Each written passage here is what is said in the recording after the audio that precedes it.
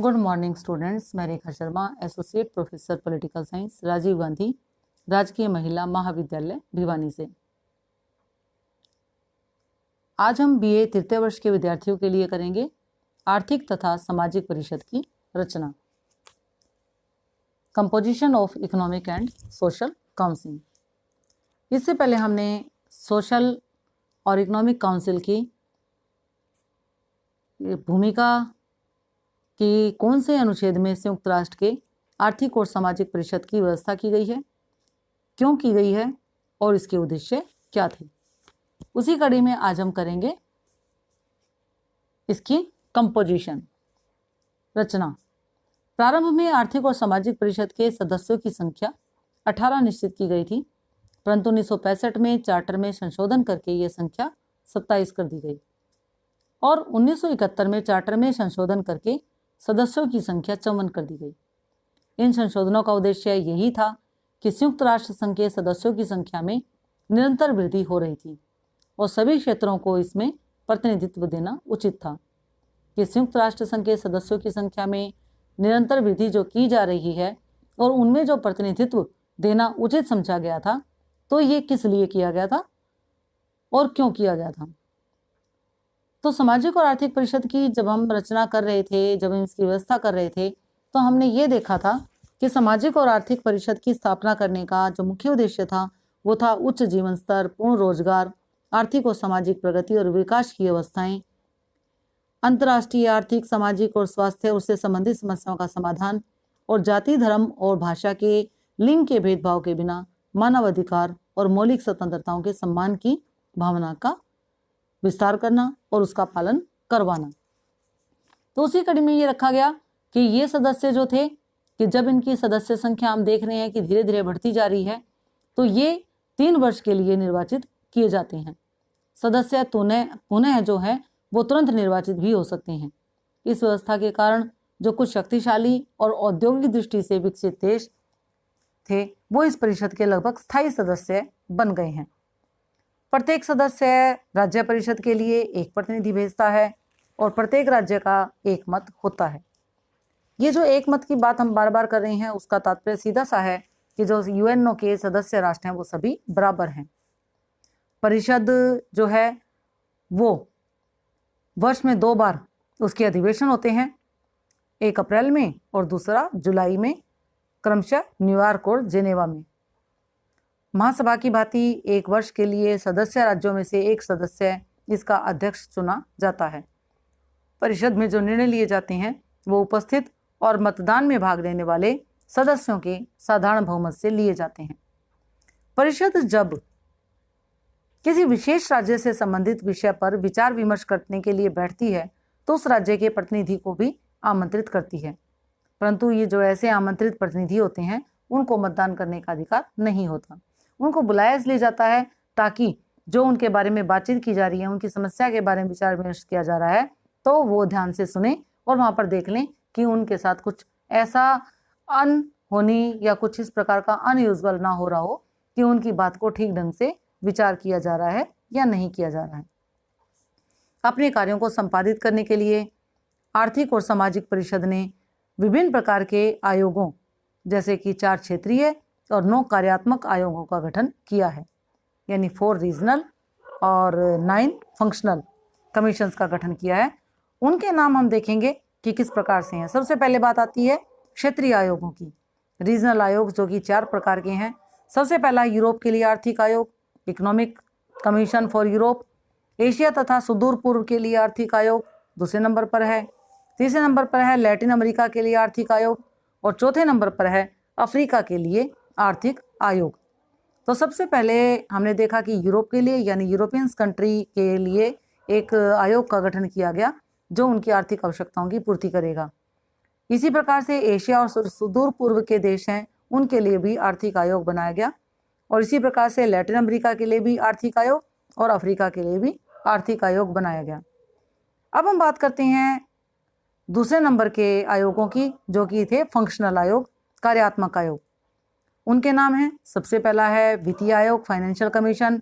दूसरा है परिवहन तथा संचार आयोग, ट्रांसपोर्ट एंड कम्युनिकेशन कमीशंस। तीसरे नंबर पर स्त्रियों के लिए सामाजिक स्तर आयोग, चौथे नंबर पर है जनसंख्या आयोग, पांचवें नंबर पर है सांख्यिकी आयोग यानी स्टैटिस्टिकल कमीशन, छठे नंबर पर है मादक पदार्थ आयोग, सातवें नंबर पर अंतर्राष्ट्रीय वस्तु व्यापार आयोग और आठवें नंबर पर है मानवाधिकार आयोग, नौवें नंबर पर है सामाजिक विकास आयोग। ये हमने देखे 4 प्रकार के क्षेत्रीय आयोग और 9 प्रकार के कार्यात्मक आयोग। कार्यात्मक आयोग जो कि कार्य करने का काम करते हैं, जैसे कि वित्तीय आयोग है, फाइनेंशियल कमीशन, ये फाइनेंस से संबंधित काम देखेगा। परिवहन और संचार आयोग है, ये ट्रांसपोर्ट से संबंधित और आपस में जो संचार के हमारे साधन होते हैं उनके बारे में ये जो है वो कार्य करेगा। स्त्रियों के लिए जो सामाजिक स्तर का आयोग है वो महिलाओं के लिए, महिलाओं की भलाई के लिए, महिलाओं को आगे बढ़ाने के लिए, उनको सक्षम बनाने के लिए कार्य करता है। इसी प्रकार से जो मादक पदार्थ आयोग है वो क्या करता है, वो जो मद्य निषेध के कार्य हैं वो करता है, यानी नशा मुक्ति के कार्य है कि युवाओं को जो गर्त में गए हुए हैं उनको बाहर निकालना ताकि देश और समाज का कल्याण हो सके। अंतर्राष्ट्रीय वस्तु व्यापार आयोग का जो कार्य होता है वो अंतर्राष्ट्रीय स्तर पर आयात या निर्यात के कार्य करना रहता है। और मानवाधिकार आयोग जो है वो ह्यूमन राइट्स कमीशन है कि किस प्रकार से हम ह्यूमन राइट्स, जो मानवाधिकार आयोग है, मानव जाति के लिए कार्य करना, लोगों के लिए कार्य करना। और सामाजिक विकास आयोग जो है वो सोशल डेवलपमेंट के कार्य करता है, सामाजिक स्तर पर कार्य करता है। इन आयोगों की सदस्यों की संख्या प्राय 15 से 18 तक है और इसका मुख्य कार्य है संबंधित क्षेत्राधिकार के संबंध में तथ्य तथा आंकड़े इकट्ठे करना, इनका विश्लेषण करना तथा परिषद को सुझाव देना है। इन आयोगों में निर्णय बहुमत से लिए जाते हैं। इस प्रकार से आयोगों के अतिरिक्त कुछ उप आयोगों यानी सब कमीशंस का भी गठन किया गया है। इनमें जो सांख्यिकी विश्लेषण उप आयोग है, स्टैटिस्टिकल एनालिसिस सब कमीशंस, भेदभाव निरोध और अल्पसंख्यक सुरक्षा उप आयोग, जिन्हें कि हम commissions on prevention of discrimination and protection of minorities कहते हैं, यानी जो अल्पसंख्यक लोग हैं उनमें बिना किसी भेदभाव के कार्य किए जाएं ताकि वो अपने आप को अन्य लोगों के बराबर समझें। तथा सूचना और प्रेस की जो स्वतंत्रता से संबंधित उपायोग हैं वो आदि प्रमुख हैं।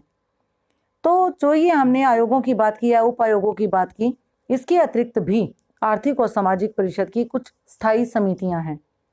इन समितियों में जो कार्य सूची समिति है, एजेंडा कमेटी है, वो बैठकों के कार्यक्रम नियमित करती हैं और अंतरिम समिति जो है वो प्रावधिक सहायता समिति तथा गैर सरकारी संगठनों से परामर्श की व्यवस्था करने वाली समिति आदि इनके अंतर्गत प्रमुख हैं।